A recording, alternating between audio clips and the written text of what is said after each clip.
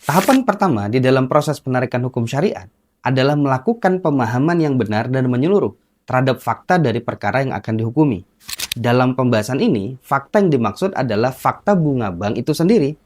Nah, langkah ini sangat menentukan. Kenapa? Karena memang kesalahan dalam memahami fakta akan berakibat langsung pada kesalahan penetapan hukum. Nah, oleh karena itu, fakta harus dipahami apa adanya, bukan sebagaimana yang diinginkan, dan bukan pula sebagaimana yang dibenarkan oleh sistem ekonomi tertentu. Dalam realitasnya, bunga bank adalah kompensasi tambahan yang diberikan oleh pihak peminjam kepada pihak yang memberikan pinjaman atas sejumlah uang yang dipinjamkan. Nah, tambahan tersebut bukan bagian dari pokok pinjaman, tetapi diwajibkan sebagai syarat pengembalian.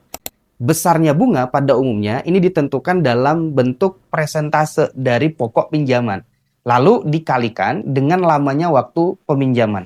Dengan kata lain, semakin lama waktu pinjaman, maka semakin besar tambahan yang harus dibayarkan.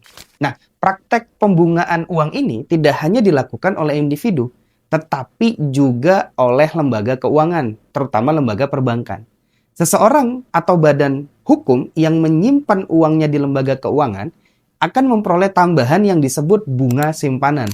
Sebaliknya, seseorang atau badan hukum yang meminjam uang dari lembaga keuangan ini diwajibkan mengembalikan pinjaman tersebut disertai tambahan yang disebut bunga pinjaman.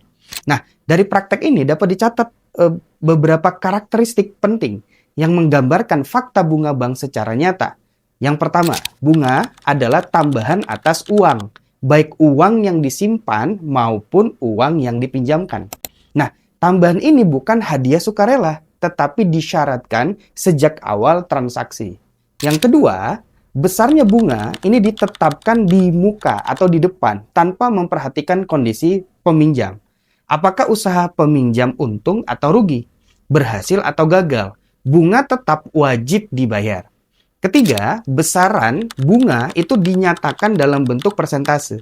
Biasanya dalam hitungan per tahun. Nah, persentase inilah yang menjadi dasar perhitungan kewajiban tambahan di luar pokok pinjaman. Inilah fakta bunga bank, sebagaimana terjadi dalam praktek perbankan konvensional hari ini. Nah, fakta ini bersifat nyata, terukur, dan tidak diperselisihkan secara teknis ya. Setelah fakta ini dipahami dengan jelas, maka barulah kita dapat melangkah ke tahap berikutnya, yaitu mencari dan memahami nas-nas syar'i yang berkaitan langsung dengan fakta tersebut. Dan dari sanalah penilaian hukum syariat akan ditarik secara sah dan bertanggung jawab. Untuk itu, mari kita lihat tahapan berikutnya. Wallahu a'lam bishawab.